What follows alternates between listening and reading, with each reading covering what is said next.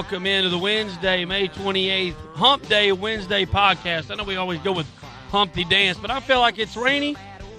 We need a drink in our hand, a Bud Light drink in our hand. Welcome in. Once again, it's the Wednesday podcast here on KSFA 860.com. Little Eric Church. Get you rolling. You got to pump it up a little bit now. No. There's no need to complicate it. Put a Bud Light in my hand and let's talk some sports. Welcome in. Once again, it's the Big Nasty Podcast here on KSFA860.com. Thank you for being here. Brought to you, as always, by Whataburger. Big night in the NBA tonight. The Miami Heat can close out the Pacers tonight. They're 2-point favorites, 7:30 Wednesday night on ESPN will be the tip-off on that. The Big Three have gone up 3-1 in a series 7 times over their career together. And they have never lost a Game 5 in the series when they were up 3-1. So that does not bode well for the the Indiana Pacers coming up tonight. Once again, that's Wednesday night, 7:30 on ESPN. And as I told you, if you listen into the show live this morning at 5 a.m. over on KSFA 860, I'm all over the Heat tonight, baby. Lay the 2. It don't matter. Just get on it. Miami Heat minus the 2, close up, and they'll get a week of rest as they wait to see what goes down in the West. Speaking of the West, on Tuesday night, I'm no way, let me rephrase that I would question Coach Popovich. I mean, the guy is, if he's not the best coach in the league, he's definitely in the team photo. But I don't understand. Now, last night they lose 105-92. Series now tied at 2. But with 11 minutes to go, Matt Bonner made a jumper, cut the lead to 12. 83-71. 12-point lead. 11 minutes. 24-second shot clock. And the Spurs have in Marco Barinelli, Matt Bonner, Aaron Baines, Corey Joseph, and Jeff Aarons. Now they bring in Patty Mills, Danny Green, and Boris Diaw later in the quarter, but at no point in the fourth quarter does Keywan Leonard, Tony Parker, Tim Duncan, Manu Ginobili, none of them played. Duncan, 28 minutes. Parker, 26 minutes. Manu may be banged up, only plays 11 minutes.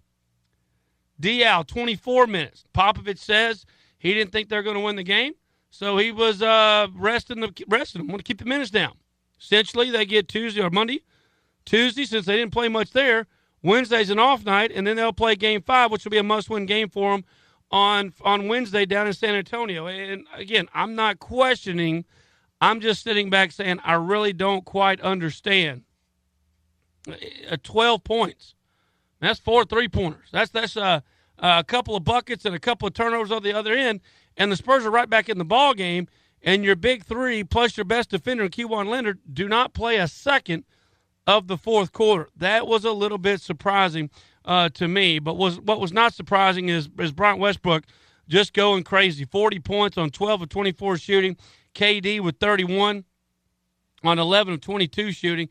They scored 71 of the 105 points. Just dominating. No answer for Westbrook. And, we talk Westbrook and we talk Kevin Durant. The reality is here is Serge Ibaka.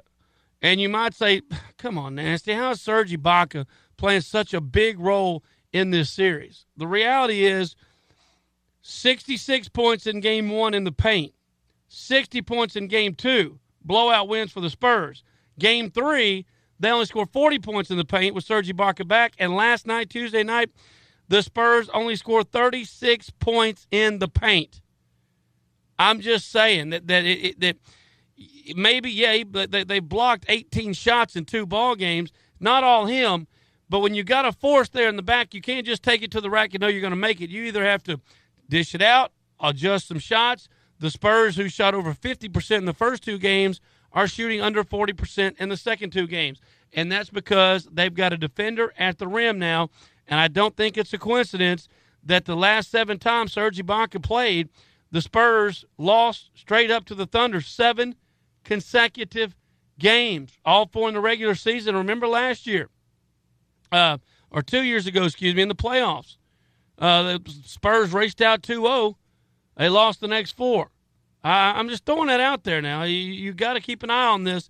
Game 5 tomorrow night, and it's going to be a winner-take-all. 82% of the time, the Game 5 winner of a 2-2 series goes on to win the series. And if the Spurs don't get that Game 5, I'm not even sure they can get it to a Game 7.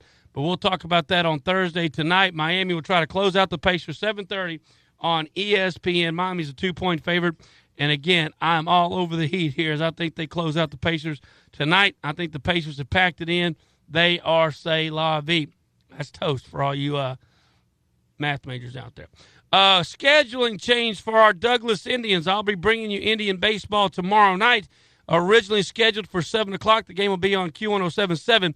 It has been changed. Tomorrow, Game 1 of the regional championship in Class 1A baseball. Number 1 Douglas and number 4 Price Carlisle will be played at 5 o'clock tomorrow in Kilgore.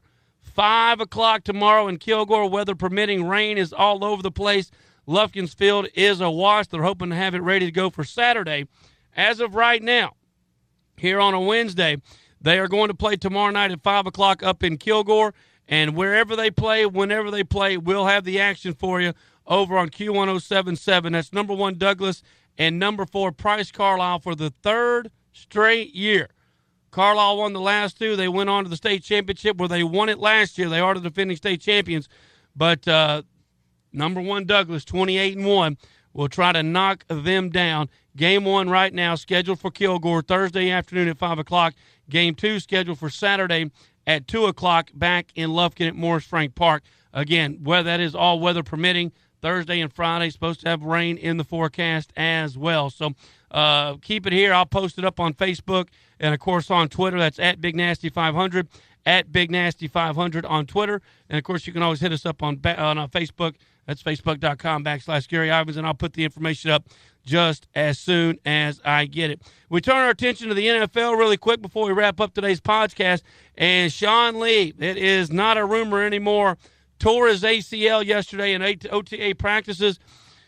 Screen pass to the right, Zach Martin pulls, and in non-contact. And these OTAs are supposed to be non-contact. Well, you see the film, and you look up, and Sean Martin's laying on top of, Zach Martin, the number 1 draft pick, is laying on top of Sean Lee. And you're going, how did that happen? What? Well, his knee, it wasn't a contact injury. His knee just gave out. And they had the MRI last night. Reports are out. Sean Lee is done for the year with a torn ACL. And this guy, remember in 2008, his junior year at Penn State, he tore his ACL. He missed his senior year, 2009. 2010 for the Cowboys, he missed his 2 games with a hamstring injury. 2011, he missed 3 games with a wrist injury. 2012, he missed 10 games with a toe surgery. And last year, he missed 5 games with a neck and hamstring injury. He's got a history, and now he's not going to play in 2014. You know, there's not a linebacker in the league that has more interceptions since 2010. There's only 2 more linebackers that have more tackles than Sean Lee since 2010, and that's with the games that he's missed. I mean, the guy's a player, and a defense that was already the worst in the league last year is now going to be without their leader in Sean Lee, their best defensive lineman in Jason Hatcher, and their best pass rusher guy in DeMarcus Ware.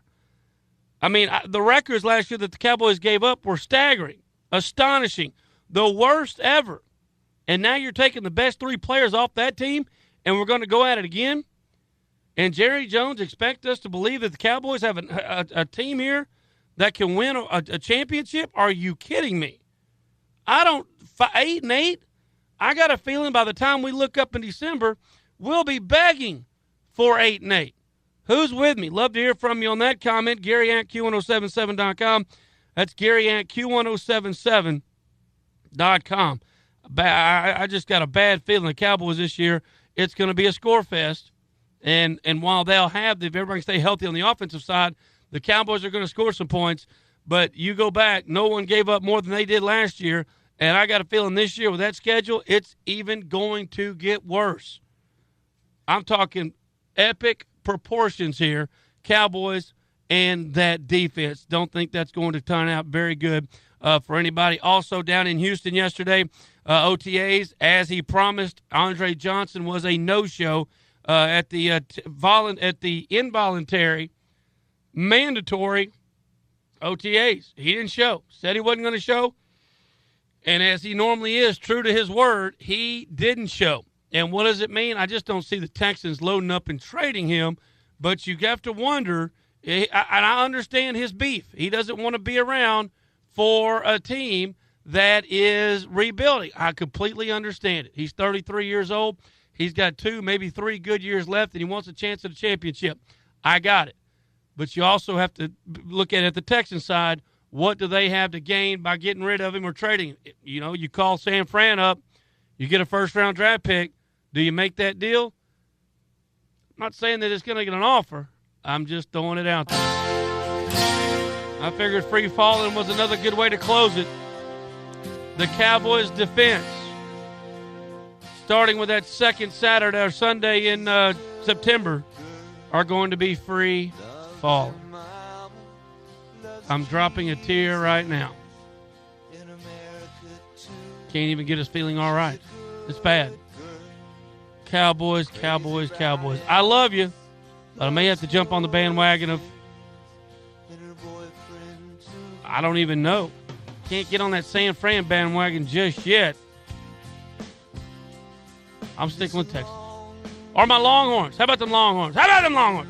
Thanks for tuning in to our Whataburger Wednesday podcast here on KSFA 860. Always fun. Be sure to tune into the show in the morning right here on KSFA860.com and live on KSFA 860, 5 to 7. It's nasty in the morning with you. Thanks for tuning in. I'll see you then. Talk a little Douglas baseball in the morning. You guys have a great day. We'll see you tomorrow.